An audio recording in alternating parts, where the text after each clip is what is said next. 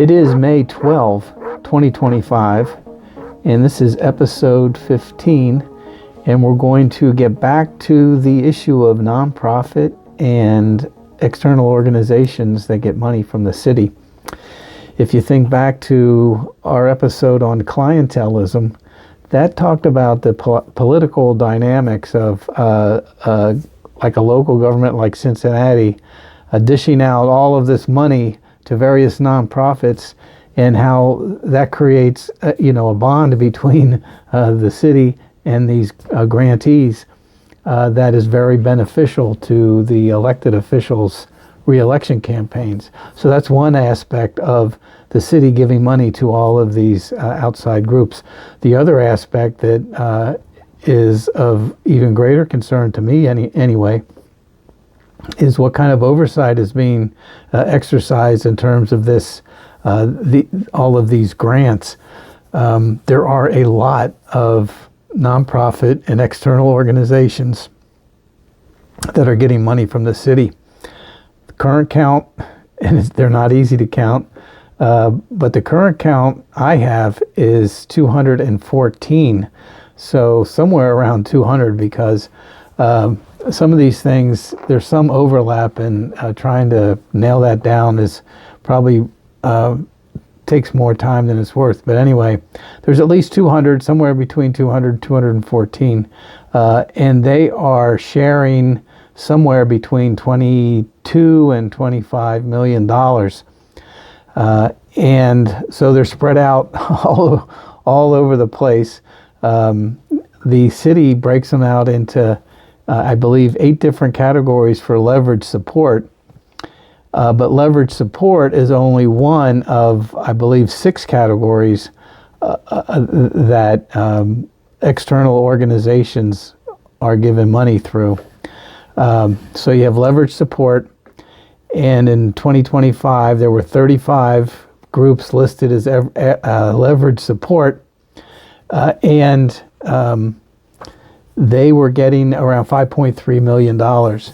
And then add to that, in leverage support, they have what's called city administered programs.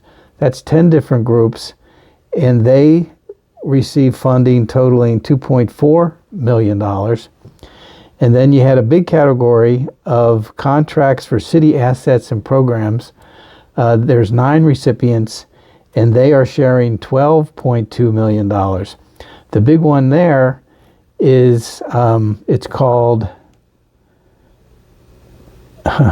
City Human Services Fund, administered by United Way, and that's $8.5 million. So that's just one big chunk of money going over to the United Way. And in terms of transparency and accountability, I think we'd have to go to United Way to find out what they're doing with that money. So if somebody would want to do that, let's say send in a public records request to the United Way, you'd probably get in a situation where if you pursued it, we could make case law about whether or not these external organizations, once they get city money, have to open their books to us. But that's down the road. We'll see if we want to do something like that in the future. So total in all, there are 41, 51, something like that. 54. There are 54 groups in that leverage support and contracts and city administered programs. 54 groups getting about $23 to $25 million. So then you have the Green Cincinnati Plan. If you tuned into part 2 of the Green Cincinnati Plan, episode 14, we talked about 3 different grant programs that were dishing out somewhere. I'm not sure exactly how much. I think it was, well, I can't remember. But anyway, you got 3 grant programs. Seeds for Change, I think they got around 20,000. You had Seed for Change Youth Program. I think they got around 10,000. And then you had agriculture or urban agriculture, and they shared, I believe, another 20,000. But those are just rough numbers. But the point is, you had another 71 nonprofit and external groups getting city money. Then under Act for Cincy, which is the city's strategy for reducing gun violence, what it looks like is just a program to spread around a lot of money.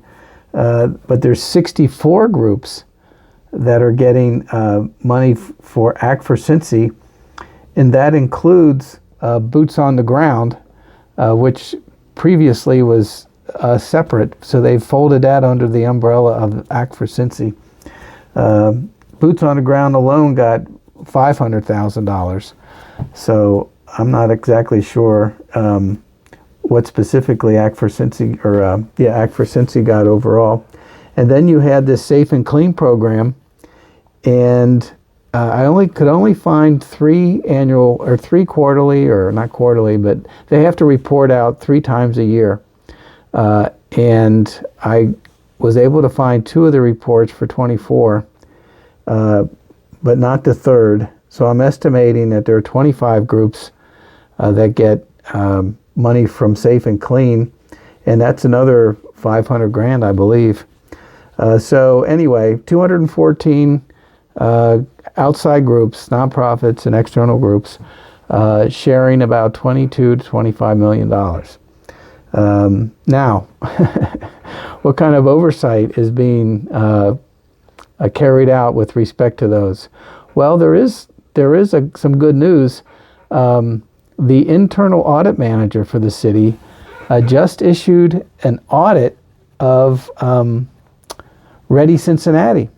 Ready Cincinnati is a leverage support recipient. They get, what did I say they got? They got $250,000 a year. They've been getting it for many years. It's the Regional Economic Development Initiative. And the auditor had 4 pretty good findings, or at least 2 of them were pretty good. And I'm going to talk about that in a minute. But other than that, I'm not really sure what kind of oversight is going on.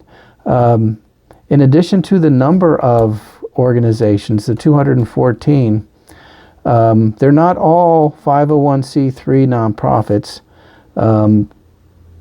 and there are also 501c4 organizations that may be in that group. I know of one in particular. And then there is one group, this Cincy Tech. They got $250,000 in leverage support. When I heard Cincy Tech, I thought it was some kind of school or something. It is not that. It is a venture capitalist organization, and the city gives them $250,000 a year. And I think we're going to do some more looking into what that's all about, because I don't think that's very common for a city to be giving money to a venture capitalist to pick winners and losers on, entrepreneurship and things like that, because the venture capitalist doesn't report to the city. We have to look at the application it filed to get its leverage support grant. We have to look at the performance measures that they were using to see whether or not they're getting their money's worth. And we're going to see what kind of contract terms there are for, transparency purposes. What kind of documents do they have to let the public inspect? My guess is, next to nothing. They're in the business of making money, and in the process, hopefully they're going to take the city's money and do good things with it. There was one report that said for every dollar that the city spends, they get $20 in return. But, it makes you go and look at all their calculations and things like that, which is kind of, I don't know, it just makes it so difficult to keep track of what's going on here. And so you have this Cincy Tech. It's a venture capitalist, doesn't submit any kind of reports to the IRS, like the IRS Form 990 that nonprofits fill out. And they are basically an investment advisor, but under the SEC rules, Cincy Tech is what they call an SEC exempt reporting advisor, because their advice is limited to this one group, I guess. It's just very, very, I don't know, not transparent. Let's put it that way. And so I don't think it's very common for cities to give money to a venture capitalist to do whatever it is they're going to do with it, because the city would have no control about who they invest in and who they don't invest in. Supposedly they haven't lost money, or if they have lost money, Cincy Tech can eat it and be able to show that the city's not losing any money. So I don't know. It's very, very confusing. It's very swampy. And like I said, we're going to have to obtain some additional documents. I am waiting, if I haven't mentioned it, I am waiting for the return of records requests that I made for the ethics agreements for the elected and the city managers, to see whether or not they're trying to navigate any conflicts of interest. Of course, there's two that we know of, or that we're very confident of anyway. And so we'll just see what happens. And hopefully I'll have something to report the next time. But as I said, the internal auditor did do an audit of one of the recipients of leverage support, the Regional Economic Development Initiative, and she had a couple of good findings. I don't know that I would word them this way, but her first finding was contract management review and oversight needs improvement. And her findings under that finding heading deals with $14,000 in missing receipts. So they spent $14,000 over a period of 2 years that they can't account for.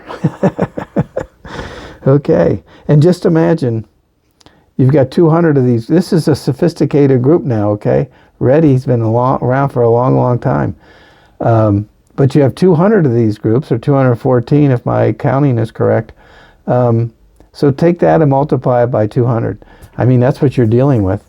So her second finding, which is also very interesting, is that payroll journals contain insufficient information to determine whether contractual terms are upheld. So it's probably saying that Ready isn't keeping track of how their employees are spending time on city-related projects, or they're not keeping time at all. So that's an interesting one. And then number 3 is probably the most interesting. It says a third party is unable to verify the terms of the contract, which I think it means that it's not auditable, that they weren't able to really do an audit. They couldn't verify the terms of the contract. So I don't know what else they mean by a third party if it's not them. They just mean somebody coming in from the outside is unable to verify whether or not the terms of the contract are being upheld. And then the fourth one is, and this I guess is a kind of understated, the contract language should be updated. Who knows how old it is. But anyway, not the most hard-hitting recommendation. She doesn't really, for example, she doesn't make anything out of the $14,000 without receipts that was spent and things like that. But at least they're out there doing one of these. I did look at I also looked at the internal audit group. I don't know if I did it before I started this podcast or after, but I did look at the internal audit group, and it looked like they were going to do about one of these a year. They do about 7 or 8 audits a year, and I think they do a contract compliance audit like this at least once a year. So I'm glad I looked at that group too. Anyway, we will continue to look at these nonprofits. There's a couple of areas that really need to be cleaned up here, and I'm not sure how we're going to handle that. I may just go down and address the budget committee, or take my 2 minutes in front of the city council and try to explain this, or I might write them a letter. We'll see. I don't get much response when I write letters, but we'll see what happens. So in the meantime, we will keep trying to find out what's going on in this city.